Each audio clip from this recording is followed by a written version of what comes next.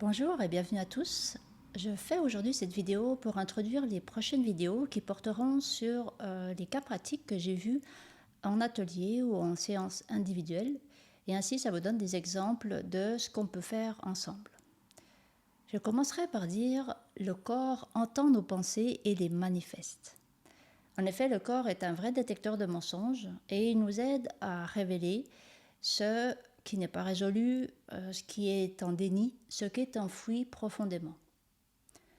Il nous permet vraiment de conscientiser l'incohérence entre le récit, l'histoire qu'on se raconte, qui est bien ficelée, et une vérité plus profonde, plus intérieure, qui se manifeste par des sensations corporelles. Et l'intensité de ces sensations est égale à l'intensité avec laquelle on croit à notre histoire. Tout comme le corps digère les aliments, il digère les émotions, à condition qu'on le laisse parler. Un des grands avantages de cette méthode est que je n'ai rien besoin de savoir et vous n'avez pas besoin de parler forcément du problème.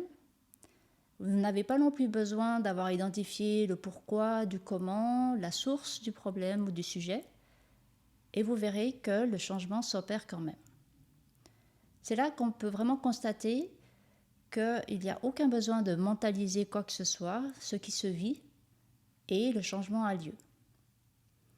C'est pourquoi, quelle que soit l'approche que vous choisissez, c'est vraiment important qu'elle passe par le corps. Sinon, il y a peu de chances de transformation complète. Certains peuvent en témoigner après une psychanalyse ou une psychothérapie. Quand la thérapie se cantonne principalement à la compréhension intellectuelle du problème, en général, elle dure longtemps, le fond du problème persiste, et donc il n'y a pas vraiment de changement. D'où la nécessité de passer par le corps. Alors, si vous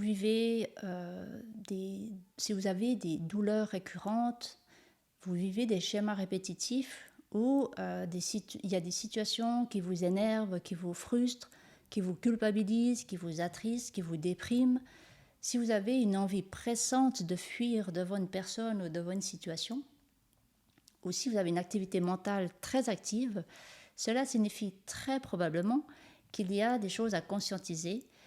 Et donc, comme expliqué auparavant, pas forcément mentaliser les choses, mais de laisser l'intelligence du corps agir, puisque c'est l'outil fait pour digérer les émotions. La souffrance n'est vraiment pas une fatalité, vous pouvez en sortir.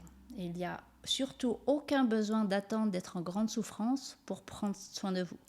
Alors, vous pouvez commencer dès maintenant. Merci pour votre écoute, partagez si vous avez aimé. Je me réjouis de vous retrouver dans les prochaines vidéos. D'ici là, portez-vous bien. Je vous dis au revoir et à bientôt.